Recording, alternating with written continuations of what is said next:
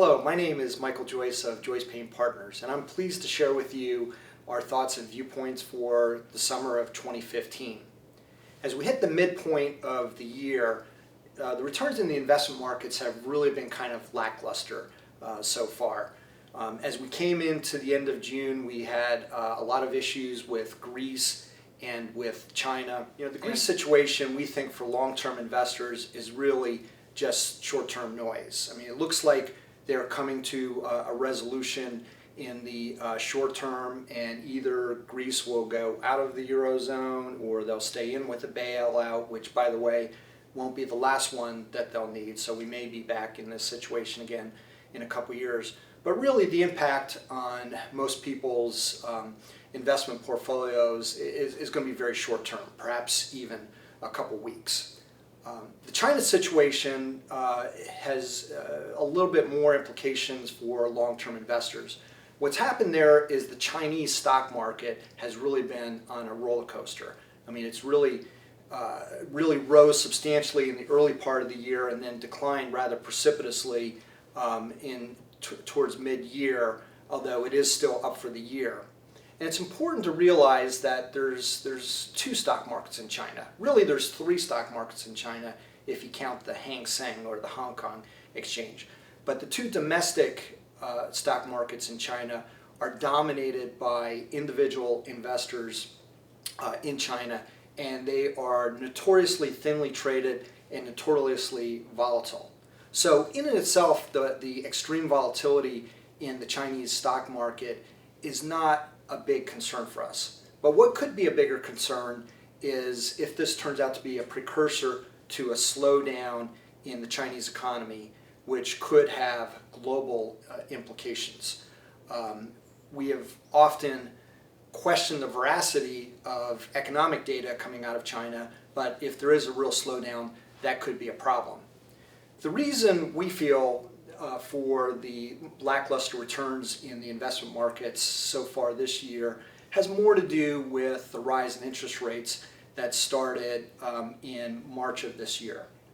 And it's widely expected that interest rates are going to continue to go up. The Federal Reserve has already telegraphed that they are going to start raising interest rates. Whether that happens in September or a little bit later on is still a matter of conjecture. But they have said this is going to happen. Economic growth in the U.S. has picked up a little bit. And for some asset classes, it's easy to see why interest rates rising would hurt the returns there. Bonds are probably the easiest. As interest rates go up, bond prices go down, and vice versa. And that's why over the past couple years, we have expected that interest rates would rise, and we've mainly stayed shorter term to mitigate that interest rate sensitivity. However, rising interest rates can also impact the stock market as well, global stock markets. Because even if you have private companies like Wegmans or JoycePayne Partners, or public companies like Apple or Nestle, the value of that company is going to be the value of all of its future cash flows discounted back to the present value. And in this extremely low interest rate environment, that discount rate has been low. And when you have a low discount rate, that means a higher valuation. So if interest rates rise, the discount rate that future cash flows are being discounted will also have to rise. So that's going to mean lower valuations. But I would hasten to add that just because interest rates are going up doesn't mean the stock market can't continue to move up. If interest rates are rising, that could be the sign that the economy is improving and that corporate earnings and therefore a company's future cash flows are also improving. So even if the interest rates do rise in a measured, relatively slow way, it is not necessarily a bad thing for the stock market. And that's something that we will be keeping an eye on for our clients. I'd like to switch gears just for a moment and talk about an issue that we've talked about for the past couple quarters, and that's some changes in the 401k and retirement markets. In the past couple quarters, I talked about two proposed rules, which are now in a comment period, where the Department of Labor has proposed rules to, number one, expand the definition of fiduciary. They want 401k plans and retirement plans to be managed by fiduciaries, and JoycePayne Partners is a registered investment advisor, so we are required by law to be a fiduciary, that is, to put our clients' best interests in front of our firm's best interests. And the second proposed rule has to do with providing more disclosure or transparency of the all-in fees for retirement plans. There can be several costs and fees to a plan which aren't always apparent. You know, it's not like participants are actually writing a check for these costs and fees, but it does negatively impact the returns if those fees are high. And we do believe that all participants should have a good handle on these costs and fees because they can negatively impact the performance of their retirement plan portfolio. So we are definitely in favor of these rules.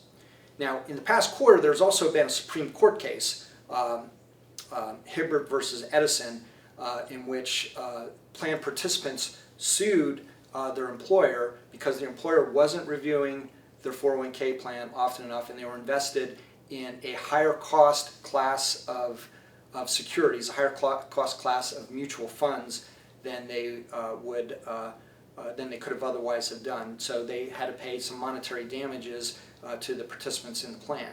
So there are a lot of changes afoot in the 401k and retirement plan area, and we here at JoycePayne Partners are happy to talk to anybody who has any questions about their plans. I'm also very pleased to announce that we have two new team members here at JoycePayne Partners, Cynthia Lavigne and John Paul Curtin. Cynthia is a certified public accountant. She's a certified financial planner. She's an enrolled agent. She has a plethora of experience, over 20 years of experience in financial planning and tax planning. So she really helps deepen our bench here at JoycePayne Partners. John Paul Curtin is a recent graduate of James Madison University. He joins us as a portfolio and investment administrator. When he was in college, he did an internship with the chief economist for the Virginia Department of Taxation and wrote two very thick reports for them, which we're happy to share for anybody that has insomnia. It might help cure that situation for you.